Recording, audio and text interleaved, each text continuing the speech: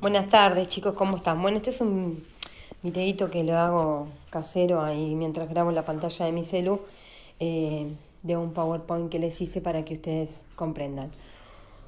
Bueno, hay dos grupos grandes de células, ¿sí?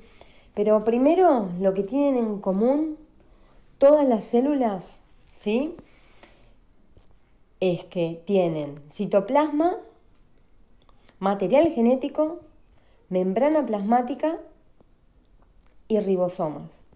Entonces, estos dos grupos grandes de células, que son las procariotas y las eucariotas, tienen bastantes similitudes en común, ¿sí? A ver, un ejemplo de procariota es una bacteria. Entonces, fíjense a nivel celular cuánto nos parecemos, porque estamos formados por células que comparten un montón de componentes celulares, nuestras células, con, por ejemplo, una bacteria, ¿sí? Que es un organismo muy simple, que es un tipo de célula procariota, pero para que veamos esto que nosotros vemos tan diferente, cuando lo vemos a nivel celular y los componentes celulares que tienen, en realidad cuánto tenemos en común. Bueno, entonces, esto es lo que les dije recién, todas tienen en común la membrana plasmática. ¿Qué es la membrana plasmática? Es una membrana delgada que tiene poros, por eso es una membrana semipermeable, por donde ingresan y salen las sustancias nutritivas hacia adentro de la célula, y las sustancias nutritivas, mediante diferentes procesos de metabolismo celular que se generan moléculas de energía dentro de la célula, después salen mediante estos poros por medio de vesículas hacia el medio extracelular para obviamente llegar a todas las partes específicas del cuerpo. Por eso tiene esta característica de ser una membrana semipermeable, porque todo el tiempo está seleccionando lo que ingresa y lo que sale de la célula, ¿sí?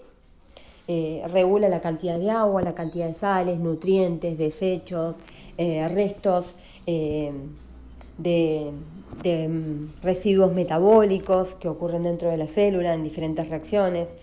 Es muy importante la membrana plasmática. El citoplasma es una sustancia muy nutritiva, gelatinosa, que se encuentra dentro de la célula y es donde están suspendidas todas las organelas, ¿sí? Cuando nosotros llamamos organelas, son todos aquellos componentes celulares que tienen membrana, ¿sí? Son, por eso, por ejemplo, los ribosomas son pequeñas estructuras que intervienen en la síntesis, que es la fabricación de las proteínas, pero no son organelas membranosas, ¿sí? Porque no tienen membrana.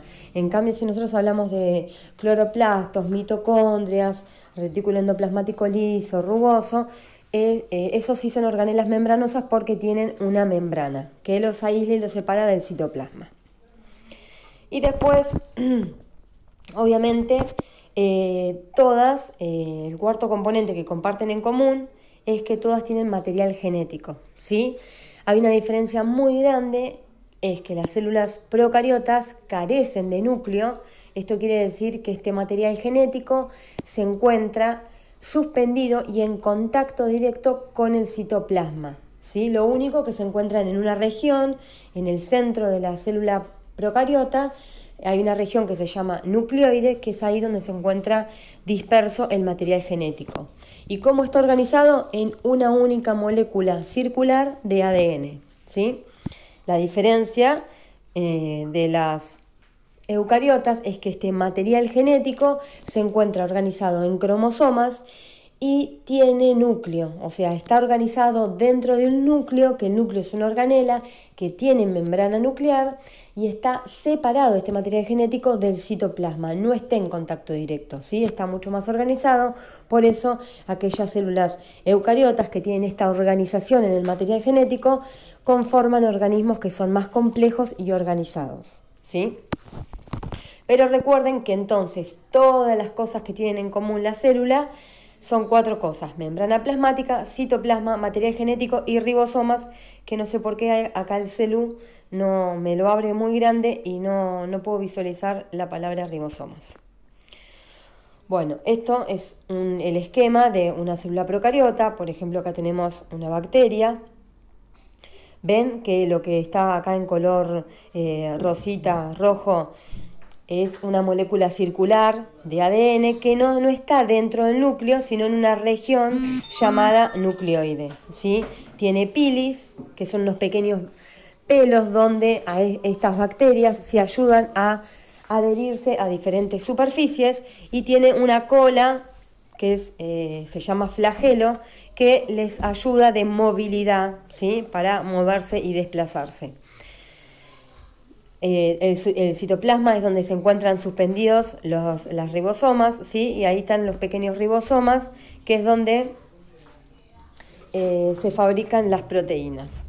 Después, además de la membrana plasmática, las células procariotas tienen pared celular, ¿sí? Y también por fuera de la pared celular suelen tener una cápsula formada de glicocálix, ¿sí? Tienen pared celular, como vamos a ver más adelante, las células eucariotas vegetales, pero a diferencia es que acá la pared celular está formada de peptidoglucano. Bueno, entonces, sí, acá me lo desconfiguré un poco. Yo en la computadora recién lo veía bien y ahora veo que no se lee bien eucariotas. Bueno, entonces, dentro de las células eucariotas se subdivide en dos grupos, ¿sí? Tenemos las células animal y la célula vegetal. Hay una diferencia, ¿sí? Si bien tienen un montón de similitudes, porque ambas pertenecen al grupo de las eucariotas, ¿sí? Tienen un montón de diferencias. Acá tenemos, por ejemplo, la célula eucariota animal, que son las células que tenemos nosotros, ¿sí? Que tienen núcleo, dentro del núcleo está el nucleolo, tienen la membrana plasmática, que es lo mismo acá como membrana celular, tienen pequeñas vacuolas, tienen lisosomas, que son los que intervienen en la síntesis de la digestión, ¿sí? Son las que empaquetan y son las que transportan aquellas sustancias nutritivas que son pasadas primero por el complejo de Golgi. El complejo de Golgi tiene esta función de recibir estas sustancias que son formadas al retículo endoplasmático, y después, una vez ahí, las sintetiza, las empaqueta y las modifica si es necesario para, depende de dónde sean dirigidas. Y una vez que son, digamos, tienen esta especie de ser como pequeñas bolsitas, que son vesículas, y una vez que son empaquetadas en estas vesículas, digamos que son despachadas hacia afuera de la célula, por medio de esos poros que les decía antes. La mitocondria es una organela muy importante porque es en la cual ocurren diferentes reacciones químicas que se produce energía, ¿sí? Nosotros cuando consumimos hidrato de carbono obtenemos de eso una molécula que se llama glucosa, y esta molécula de glucosa nos brinda energía para realizar diferentes funciones vitales. Bueno, todas estas reacciones, ¿sí?, ocurren dentro de esta organela que se llama mitocondrias. Vamos a ver, ahora cuando vean después el esquema de la célula eucariota vegetal, que comparten un montón de organelas, ¿sí? O sea, lo que tienen en común es que su material genético está organizado dentro del núcleo, en cromosomas, o sea que el material genético está separado del citoplasma, tiene diferentes organelas membranosas como el retículo endoplasmático rugoso, el retículo endoplasmático liso, la mitocondria. Tienen pared celular, tienen ribosomas, ¿sí? Pero lo que tiene la célula eucariota, que acá hay una primer diferencia, ¿sí? Lo que tiene la célula eucariota animal, que no tiene la vegetal, es que tiene presencia de centriolos, ¿sí? Bueno, acá estoy viendo que justo en esta imagen no aparecen, pero ahora lo pueden ver en la imagen del libro, ¿sí? En la imagen del libro, estos centriolos son unos pequeños microtúbulos que lo que hacen es intervenir en un proceso de división celular llamado meiosis, ¿sí? Y también tiene varias vacuolas pequeñas y tiene la presencia de lo que son lisosomas. Entonces acá lo que vemos es el resumen, las células eucariota animal. Lo que cuando llamamos organelas exclusivas es que solamente lo tienen las células eucariota animal, pero las vegetales no lo tienen. Por eso son exclusivas del animal, lisosomas y centriolos. Y después de las células eucariota animal, Como no tienen pared celular, estas células en el desarrollo embrionario, digamos en la gestación, cuando el embrión se va desarrollando, las células se van especificando en diferentes células, ¿sí? Por eso tenemos, fíjense, en las neuronas que tienen una forma estrellada, porque tienen el axón y las dendritas. Tenemos leucocitos, que es una célula que la ven acá esférica, el espermatozoide, que es una célula flagelada, en el caso de que obviamente este embrión sea masculino, óvulos, que es una célula esférica, en el caso de que este embrión sea femenino, células de los huesos, células del intestino. Fíjense en que tienen diferentes formas, porque al no tener pared celular, la membrana plasmática es moldeable. Entonces, a medida que las células se van especificando, pueden tomar diferentes formas las células. Por eso vemos acá que las células eucariota animal pueden poseer diferentes formas. Por eso hay diferentes tipos de células en el cuerpo humano, y acá le puse muchos ejemplos.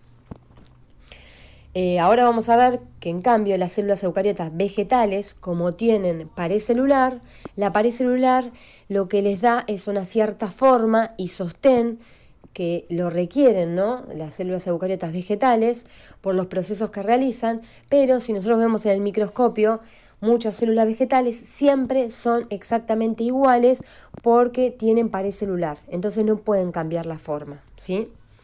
Acá vemos que en vez de tener varias vacuolas, como las células animales, tienen una única vacuola central muy grande, ¿sí? Y tienen estas organelas que son capaces de realizar la fotosíntesis gracias a esta organela que se llama cloroplastos, ¿sí?